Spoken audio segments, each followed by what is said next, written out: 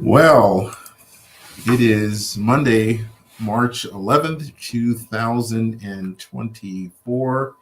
I am sorry for being a few minutes late. Had a board meeting for a sister organization and, of course, ran a little long, but we're here now together. And so I'm thankful for those that are joining in. Wanted to take some time to talk about a topic this evening before we go on, get much further. Let's find the slide. Wanted to talk this evening about the difference between how we generally want things to be and generally how we find things are. And this is an example of when someone's putting together a family tree. We have a depiction here that has Grandma and Aunt Susan and Uncle Peter and Cousin Mark and our father and our sister Helen and our brother Keith. So you have all these wonderful people, and you're in the middle, and it seems like it's all working out. But the reality is that's nice in the way it looks, but often what our situation is a little bit more like this. We have ourselves, and we're pretty close to our father, and Mom not so much, and we have a relationship with Grandma, and it's through Grandma that we have a relationship with our mother, and because of our mother we have a relationship with our brother Keith and our sister Helen, and that it's through Aunt Susan that we're connected to our cousin Mark. But this is often the reality of our circumstance, that we want it to be somewhat different, but it doesn't always work that way. So it's important that we just recognize that why sometimes when people in our lives disappear, and in this depiction here, when Grandma goes bye-bye, it then affects so many other relationships. And why it's important for us to try our very best to establish relationships with all of the people that are representative in this scenario, so that we have an opportunity to be anchored and to have somewhat of a safety network around us by the other people that make up our family and our friends.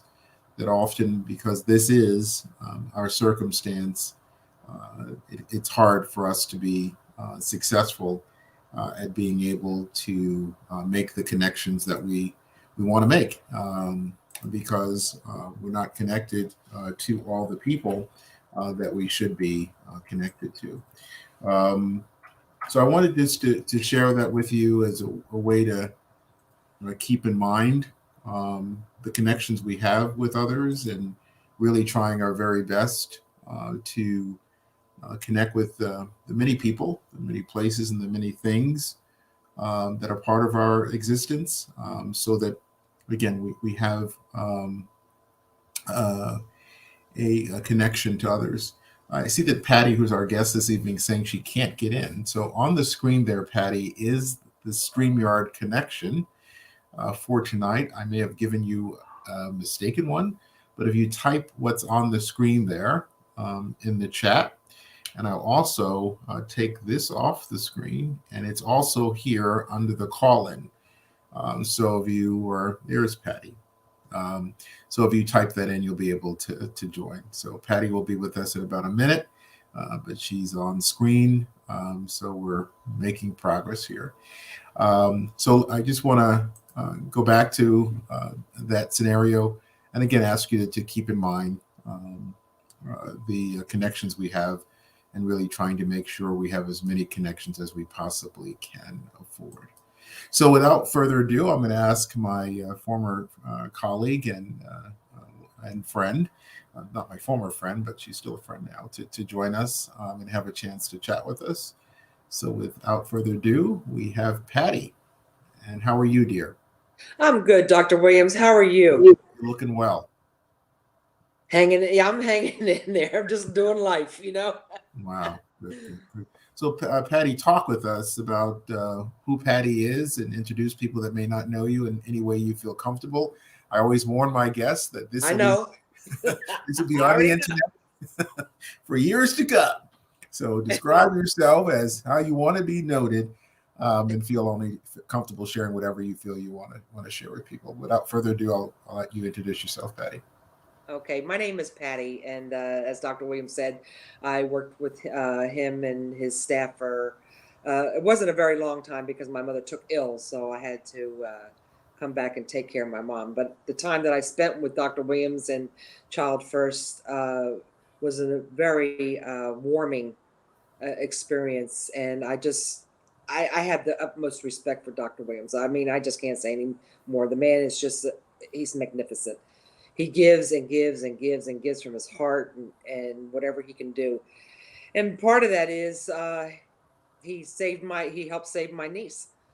I reached out to him, and my niece was she's already been on, so it's no secret, but she has substance abuse and she was going down fast, and I didn't know who to turn to, and I called Dr. Williams, and before you know it, him and his team was on a plane and down to Texas. We were down there, what, Dr. Williams, within a day. The Mm-hmm. next day we were down there, and he talked to her and he helped her, and for that, there's no words. I mean, I am very grateful to you for that. My brother's very grateful.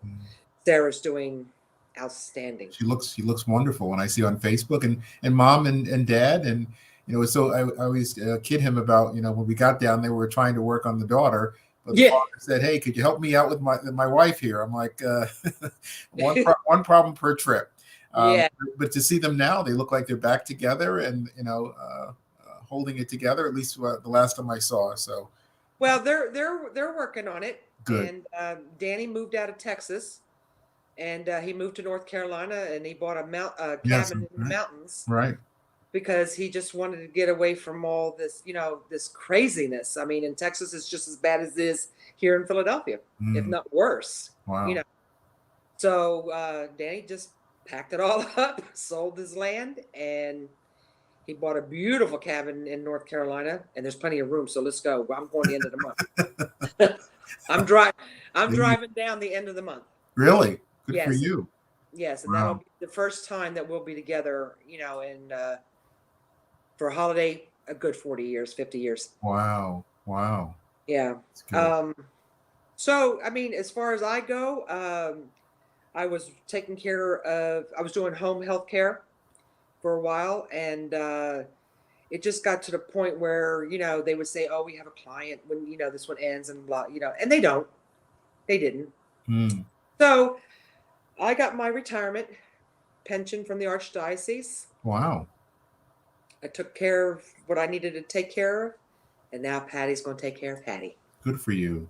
And whoever else comes in my path, I'll take care of them. Wow.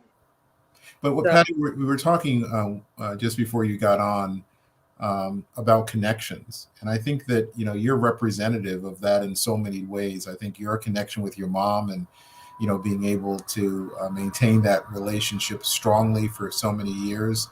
I think your relationship with your brother, your relationship with us, and I think that often people forget that you're on your own, but you're not alone. There are other people out there, but it's how you extend yourself, how you make yourself available, because you made yourself available. And again, whenever we asked you to do anything, you were right there, Patty. So even though you worked with us for a short period of time, your heart was in it from moment one. We didn't have to wait for anything to warm up. You were right there. And so when we asked you something and you responded in kind quickly, we couldn't do anything less than that. And again, I think as I met with your niece, sometimes Zoom is wonderful and you can talk to people, but the minute I got on there, I realized this is just not going to work. So we're going to have to get ourselves together, pack a suitcase, and get out there sooner than later. And it was so wonderful to be able to turn around to three of my colleagues and say, "Hey, we need to get on the plane and get down there." They didn't bat an eye. It was just what we felt was important. But again, it was because of your connection to the work that we do, and your willingness that made the benefit, I think, for your niece and your brother and sister-in-law. So I want you just to talk a little bit about how has it been easy for you to make those connections? What you seem like there's almost like a fearlessness that you have, that you're just going to be Patty, and whoever Patty is. And I see you here, you have your purple hair. So you're Like going that. to, Patty, I like any hair. At this point, I'll take purple, I'll take green, I'll take anything. I'll But share. please, just you take half, I'll take half. I don't know what I'll look like with purple hair, but it'll I'll work. give you the gray part. Okay, that I have, so that'll blend right in. But in all seriousness, Patty, talk about your connections with people. I'm sure it's been something you've been working on your entire life. This is nothing new for you. And this is true. Ever since I was young, I like people, and my English teacher actually summed it up very well. She wrote in my yearbook, she says, Patty wants to know who you are and where you're from. Mm. And that's true. I can sense good people. I can feel if you're a good person, or if you're not a good person. But even if you're not a good person, I'm still going to try to make, connections, at least say hello and be respectful. And that's the way I was always brought up, is to speak, hi, hello, good morning, good evening, yes, sir, no, sir, And when you look at somebody in their eyes and you say good morning, and they look at you and say good morning, I say, yes, it is a good morning, and then that's how I start the conversation, whether it be good evening. But Patty, just talk about what a lot of people are intimidated. They're like shy. They're like reserved. So where did that, come from? Where you just, that's not a hang up for you. You're going to say good morning. Whether they say good morning back is a different story, but it's not about them. It's about you and what you want to put out in the universe. So where did you pick that up, that tenacity to be Patty? I guess it was born in me, because I've been like that all my life. Um, the biggest thing is not to be afraid, to stand up and speak. Because before, when I was like junior high school, I was a sheltered kid, Mm. and then I got picked on a lot. Mm. And I think that's where it started, because I'll be honest with you, I was walking home one day from school. I had one of those red kickballs underneath my arm. We used to play dodgeball, Mm. and I had my books underneath my other arm. And coming home from school, these girls were behind me, and they knocked all that out of my hand. And my father always said, walk away, don't fight, just walk away. Mm. Well, 4 or 5 times you get tired of it. Mm. So I just turned around one day and I got the biggest one, and I stood up for myself.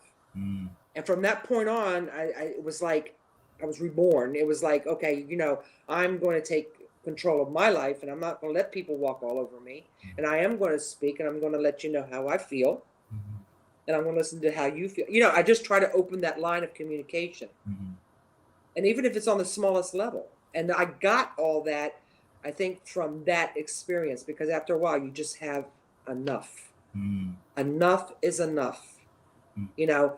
And then once that happened, I'm like, okay, my confidence really started coming up. And that's where it is. You have to get your confidence, Mm-hmm. build your self-esteem. It doesn't matter whether you're black, white, green, red, or whatever. You're still a human being, okay? Your blood is red. My blood is red. Mm. You need blood, I'm going to give you blood. Mm. And if the world could just come together as human beings and help each other and stop hurting each other. Mm. And you can't be afraid to speak. That's the thing. You can't be afraid to speak. And as you well know, Dr. Williams, I was always talking and, in training. I mean, Yeah. It, Sometimes we have to remind Patty, this is time to be quiet. And but she had something to say. She had something to say, and we learned to accept that and respect that. One of the other things I wanted to talk with you about, Patty, is I know that you lost your mom, and I think, if I recall, it was around the time of COVID. And again, you had and still I prayed still do have a special relationship with her. But talk to us about the grief and how you overcame it. If a person was watching you, you wouldn't think, that, you're a person that has experienced some of the things that you've experienced, but you have, and you go through a moment and you deal with it and you move on. But that, I'm sure, was a very difficult thing for you. If you don't mind sharing a little bit about that journey and how you overcame it. Well, I tell you, Dr. Williams, that was a tough bullet to bite. My mother came down with COVID. She was a bedbound person, and I took care of her. I had to take care of her. That was my mom. Um, so when she came down with COVID, I said, "Well, if you got COVID, I got COVID," because I wasn't feeling right either. So both of us were in the hospital at the same time, Oh, wow. literally 10 feet from each other. We couldn't see each other. Now, my mother had no symptoms. I had symptoms. I started getting dizzy. That was my biggest chief complaint. Okay. So finally I went into the hospital too. And I was there 10 days. My mother went in on a Wednesday, and perfectly fine. The reason I sent her to the hospital was because something inside me was gnawing at me and saying, she's got to go, she's got to go. Mm. And she only coughed one time. And I was cooking dinner, and I was like, it was a normal cough, but just something was telling me. I believe it was the man above. And I said, Mom, I'm going to send you to the hospital. So, made sure she was all cleaned up and everything, put a mask on her, gloves, coat, blah, blah, blah. And off she goes. I get a call a couple hours later from the doctor and says she has COVID. I said, what? No fever. I took all the vital signs and everything before she left. She had nothing. Okay. So we're in the hospital, and Friday night, I wasn't right. Friday night, I couldn't sleep. I was restless. I was very sick, Dr. Woods. I almost met my maker. I'm going to tell you. I've never been so sick in my life. And anyway, Saturday morning, the nurse comes in, or the doctor comes in and told me at 6:45, my mom. Wow. And I just laid there, and I couldn't believe it. So she said to me, would you like to see your mom? I'm like, no, you wouldn't let me see her live. I don't heard that. Because Patty, I think it's important for just the chronology. Your mom got COVID very early on. So Yes. when people were really very, touching gas pumps were thought to possibly pass on COVID. So you were at a time when people were just didn't know what to do, and they were being overly cautious. And so when you talk about you couldn't see her, they wouldn't allow. You're right in the same hospital, but again, no contact. Again, you were in the early stages of COVID. Yep. And the thing is, though, we were on a COVID floor, and I asked them if I could see my mom, and they were like, no. My mom didn't even know I was there. Wow. Okay, because I didn't want her to get upset. I was her only child. So literally, Dr. Williams, when my mom died, I literally buried her from my hospital bed. I couldn't have the traditional funeral, but thank God we had pre-arrangements, so that made it a little bit easier as far as that goes. But the funeral director is still calling me, still asking me questions. I'm feeling like garbage, but finally pulled through all that, thank God. And right after that, I was diagnosed with breast cancer. Oh, I didn't know that. Wow. Yeah. Sorry to hear that. That's okay. And I beat it. And I'm like, okay, Lord, how much more are you going to throw at me? Next thing you know, my partner, after 19 years, that ended. This happened within 3 months. Wow. So mom, breast cancer, and a severed relationship. Yep. And Doris had to go back to Puerto Rico to take care of her mother and father. Wow. And so now I'm here all alone. I lost 2 additional incomes, to cover the rent and so forth. But luckily, thanks to your knowledge, I was saving. So I was able to make it. It wasn't easy. So what I did one day is I just sat down and I said, all right, Lord, and I'm on a new journey. I'm going to put it in your hands because I can't fight this. I want to take it day by day and put my priorities first. I had to dig down deep. I had to pull up by the bootstraps, and you have to just dig down deep. If you want it, you have to fight for it. If you don't, you're going to fail, and you're just going to lay there and wither and die. Mm-hmm. And I wasn't going to lay down. I'm not ready to lay down yet. Mm-hmm. So I pulled myself together. Um, I changed the surroundings of the house. I painted it inside and, redecorated it to where I like it, Right. and Because that was a house that you share with your mom. So a lot of it, I guess, had her personality. yes, I have my mother here in the living room because we have 2 floors, and if something happened, God forbid, safety reasons, it's easier to get her out the front door than taking her Sure. down a flight of steps. Sure. Yeah, when I lost my mom, it hurt. Mm-hmm. And what I will say to anybody who's listening, if you ever have a problem with your loved one, your mom, your dad, your brother, your sister, aunt, uncle, cousin, whatever, whoever you're close to, make it right. Whatever it is. Because when they're gone, you can't make it right. Because there was times I got upset with my mom and I said things I shouldn't have said, and of course later I apologize and all, but once you speak it, it's out, Um, the thing is, the people that love you and care about you, my mom was with me through thick and thin, Mm-hmm. all the way to the end. When my mom was laying there in that bed, even though I was turning her and taking care of her and stuff, she never, ever, ever asked me for anything. I constantly had to say, Mom, you hungry? Mom, you want something to drink? Mm-hmm. My mom was caring that way. And I get a lot of that from her because my mom was a fighter too. Wow. Um, and we had a special relationship. And, to be honest with you, I know her spirit's around. Mm-hmm. I know she's around. And it's okay. I had to make peace within myself. And the way I did that, Dr. Williams, is I prayed. Mm-hmm. I put everything in God's hands.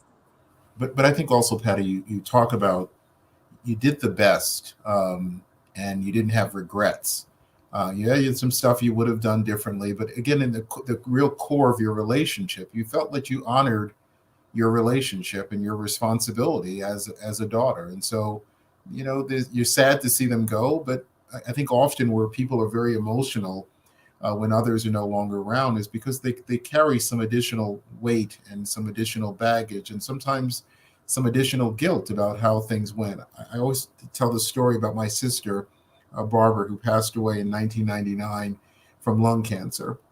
Mm. And when she told me she had lung cancer, she said, Nat, I think I have 6 months to live. And I really don't know you and my other brothers and sisters very well. So I really want to, take the time for us to get to know each other.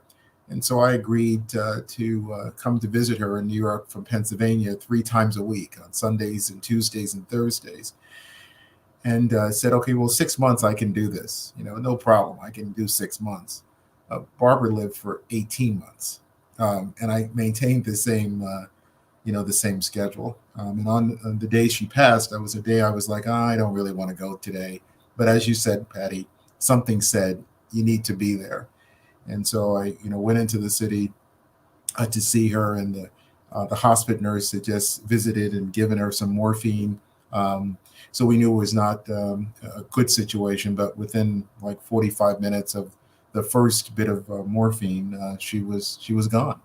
But I'm not a big fan of funerals, caskets, but honestly, that didn't bother me. I was okay sitting in the funeral home, and people were coming, and she said to us that she didn't want to open casket, but her daughter had seen her and she looked beautiful. They did a really outstanding job, and so the daughter decided to let the casket be open. But again, they did a fantastic job. It wasn't until my colleagues from Pennsylvania, and at that point in '99, we started in '93, so in '99 we were only 6 years old as an organization. The team wasn't that big, but when I walked into the to the viewing room, and 40 people were there from Pennsylvania at 7:30 at night, that's when I lost it. That's when the guilt came in, is I really, didn't let them know how much I appreciated them for covering the base for 18 months as I'm running around and back and forth up at that point, Route 80.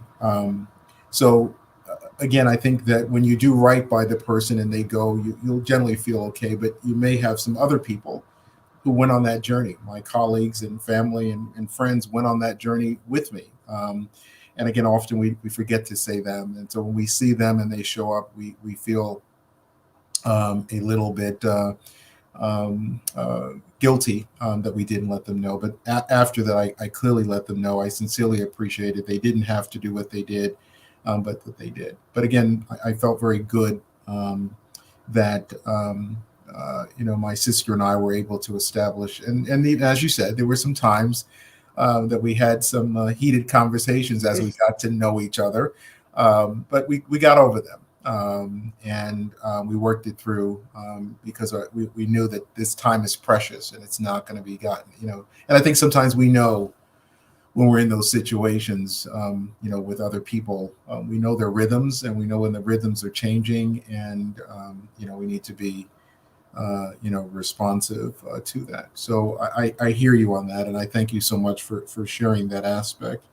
But let's just change before we get ready to wrap up for tonight. Just, Patty, what's on your horizon? As you said, you've gone through a lot. You're now ready for some form of retirement.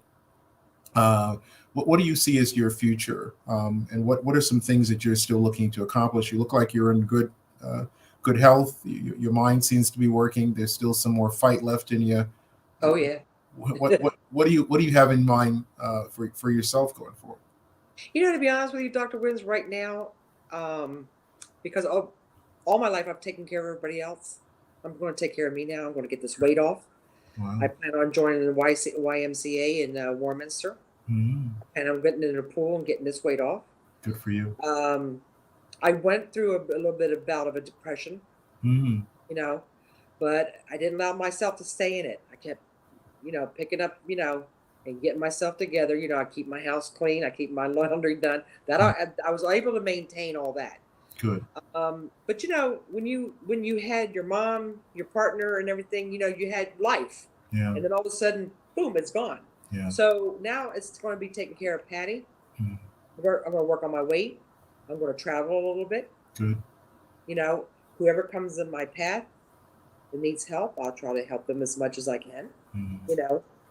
Might give you a little call and say, you got an opening somewhere. You never know. There's always a place for you here in whatever capacity you feel that you can help out. So just know that that's a phone call away whenever you're ready.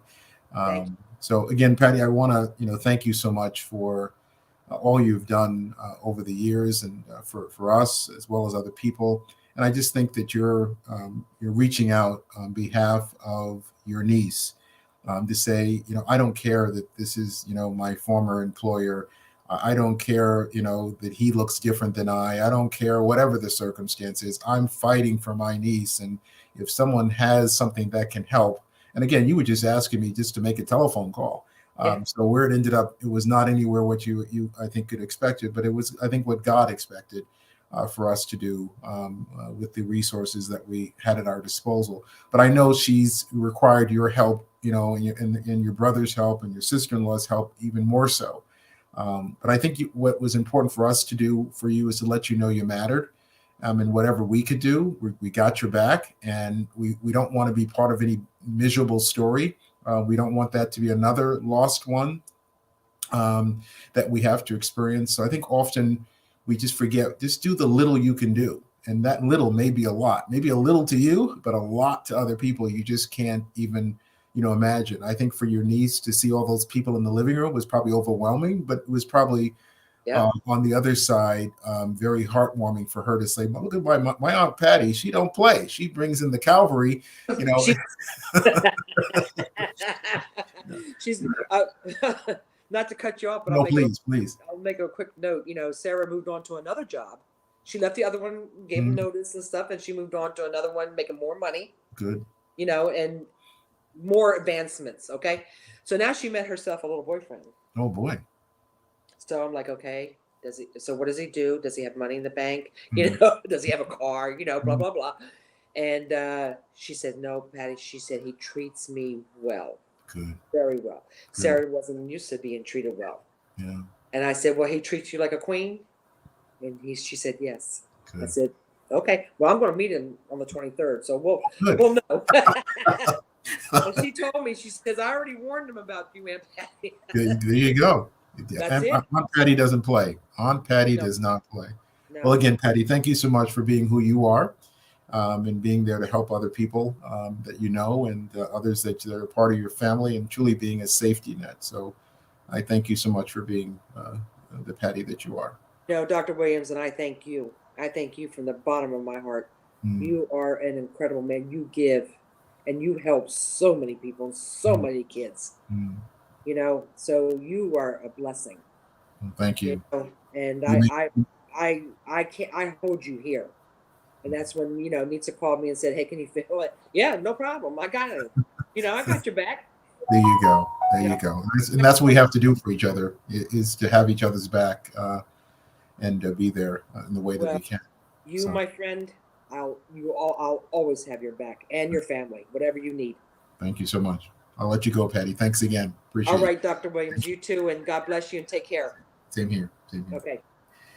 Well, ladies and gentlemen, hopefully that has been insightful to you, to share with you some comments and some thoughts to consider. We all have challenges in our life, but it's how we face them. And sometimes the challenges, as Miss Patty shared, come right after each other, bing, bing, bing.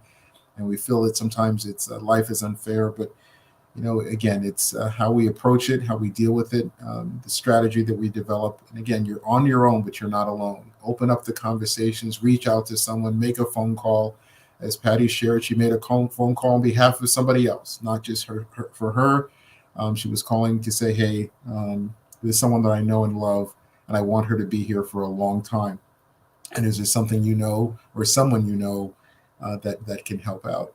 So it's important for us to rise to the occasion.